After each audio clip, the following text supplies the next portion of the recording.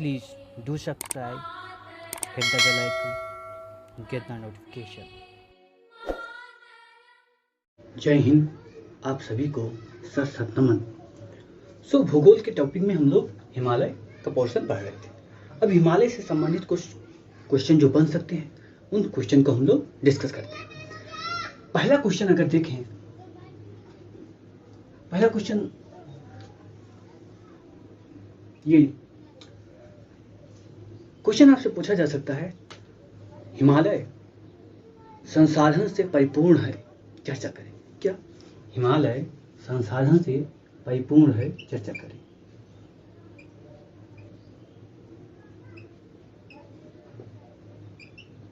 संसाधन से भरे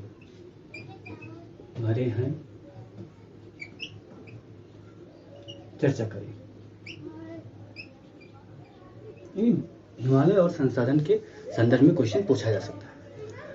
तो हम कौन कौन से टॉपिक इसमें इंक्लूड कर सकते हैं उस पर हम लोग बात करते हैं। पहला, हिमालय को अगर देखें, हिमालय की पूरी संरचना को देखें तो हिमालय में अवसादी चट्टान, रूपांतरित चट्टान और कायांतरित चट्टान तीनों पाई जाती है। क्या तीनों पाई जाती है? अब जैसे अब इन तीनों चट्टानों को हमने क्या लिखा? अवसादी, रूपांतरित और कायांतरित।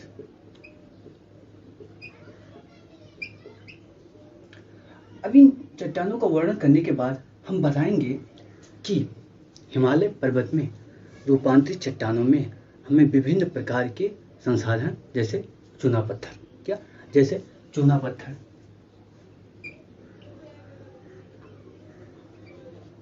चूना पत्थर मिलता है। और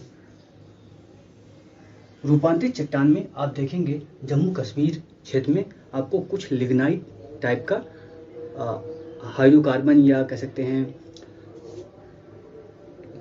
क्या हाइड्रोकार्बन, आप कह सकते हैं क्या हाइड्रोकार्बन,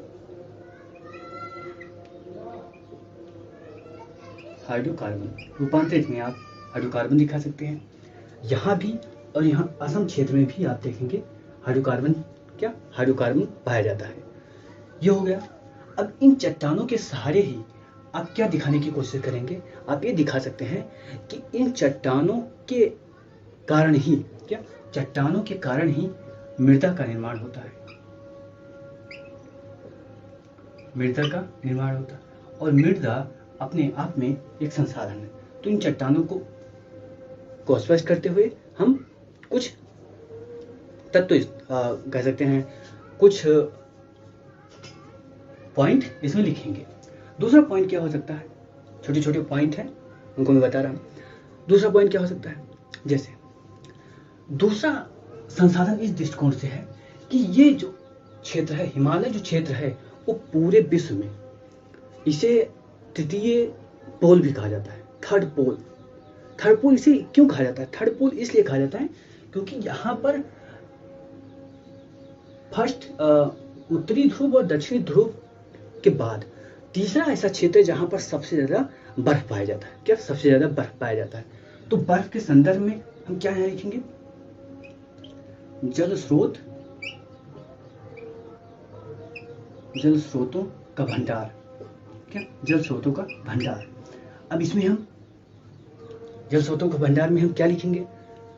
आप तो क्या लिख सकते हैं? पहला पेयजल, क्या पेयजल। दूसरा क्या लिख सकते हैं? औद्योगिक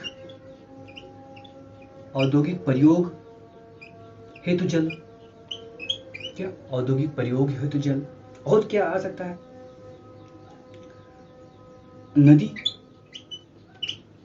नदी के प्रवाह हेतु जल,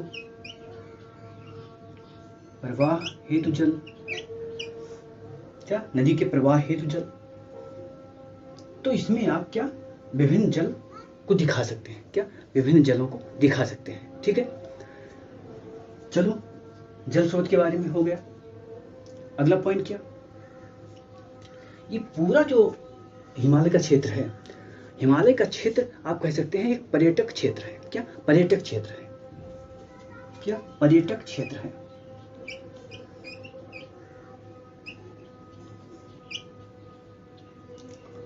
तो भारत पर्यटन के द्वारा क्या विभिन्न कह सकते हैं विदेशी मुद्राओं को प्राप्त करता है।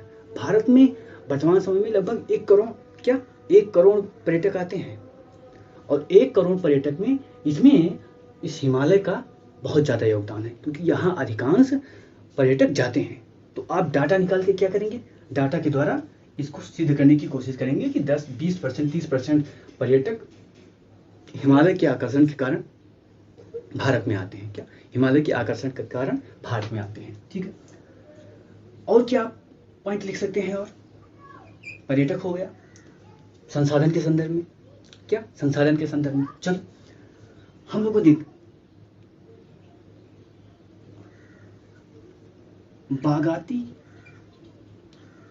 बागाती कृषि का आधार। क्या बागाती कृषि का आधार।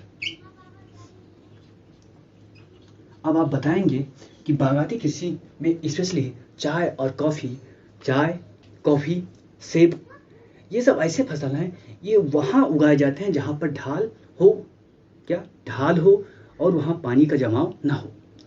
तो इन फसलों के लिए एक उत्तम स्थान हिमालय क्षेत्र देता है। क्या उत्तम स्थान हिमालय क्षेत्र देता है। तो ये भी आप संसाधन है। क्या ये भी संसाधन है। और क्या पॉइंट लिख सकते हैं? पांचवा पॉइंट आप वनस्पति को ले लीजिए। क्या वनस्पति को आप यहाँ से और पूर्वी हिमालय तक आप देखेंगे, पूरा हिमालय क्या वनों से क्या है आच्छादित है। शुष्क वन, शंकुधारी वन, क्या शंकुधारी वन आपको यहाँ बहुत देखने को मिलेंगे। तो ये वन क्या है? वन के साथ आप क्या बता सकते हैं? वनस्पति के साथ आप घास स्थल भी बता सकते हैं कि घास स्थल पाए जाते हैं, जैसे मर्ग हो गया, बुग्याल हो गया। ये सब क्या करते हैं? इस संसाधन के रूप में मानव को एक सुविधा प्रदान करते हैं। वनस्पति के वन क्षेत्रों के द्वारा हम क्या बहुत सारी लकड़ियां प्राप्त करते हैं। आप सेब को देखते होंगे, सेब किस में आता है? पैक होकर। हिमालय क्षेत्र में जो लकड़ियां पाई जाती हैं उसी में तो पैक होकर आता है। और घास स्थल पर बहुत सारे चारागाह हैं जहां पर क्या एक कह सकते हैं पशुपालन के लिए आधार देता है। तो इसको आप पॉइंट करके लिख सकते हैं। अगला क्या है? अगला पॉइंट उष्ण स्रोत। क्या उष्ण स्रोत? हिमालय क्षेत्र में उष्ण स्रोत पाए जाते हैं, यानी कि उष्ण स्रोत वैसे क्षेत्र होते हैं जिनसे गर्म पानी स्वतः निकलता रहता है। क्या गर्म पानी स्वतः निकलता रहता है। अब ये गर्म पानी अगर स्वतः निकल रहा है तो हम क्या कर सकते हैं? इसे स्टीम ऊर्जा के रूप में प्रयोग कर सकते हैं। क्या स्टीम ऊर्जा के रूप में प्रयोग कर सकते हैं। क्या स्टीम ऊर्जा के रूप में प्रयोग कर सकते हैं। तो ये भी एक संसाधन है। अब इन सभी को स्पष्ट करने के बाद, ये तो पॉइंट हैं, और पॉइंट आप लोग सोचिएगा। इन पॉइंटों को स्पष्ट करने के बाद अब क्या आप पूरे हिमालय को क्या संसाधन कहेंगे? क्या पूरे हिमालय को संसाधन कहेंगे?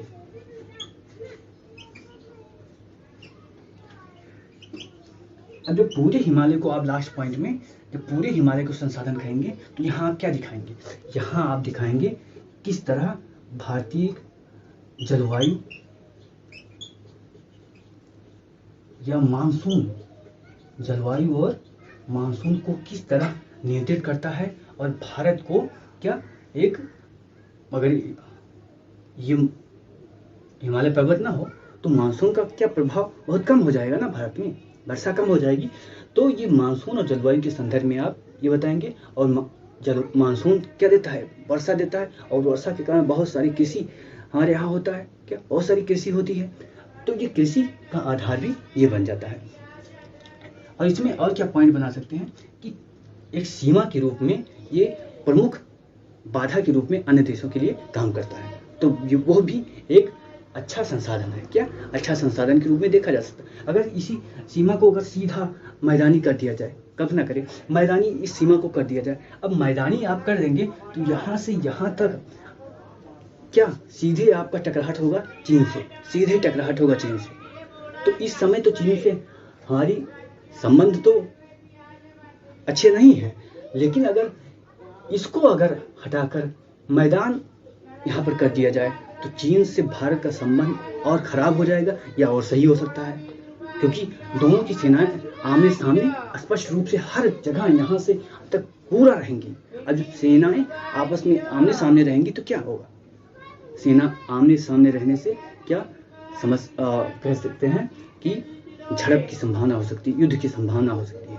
तो एक संसाधन के रूप में एक काम कर रहा है कि हर जगह सेना को आमने सामने नहीं कर देता है। क्या हर जगह सेना को आमने सामने खड़े होने के लिए ये प्रेरित नहीं करता। अगर मैदानी होता तो ये हो सकता था।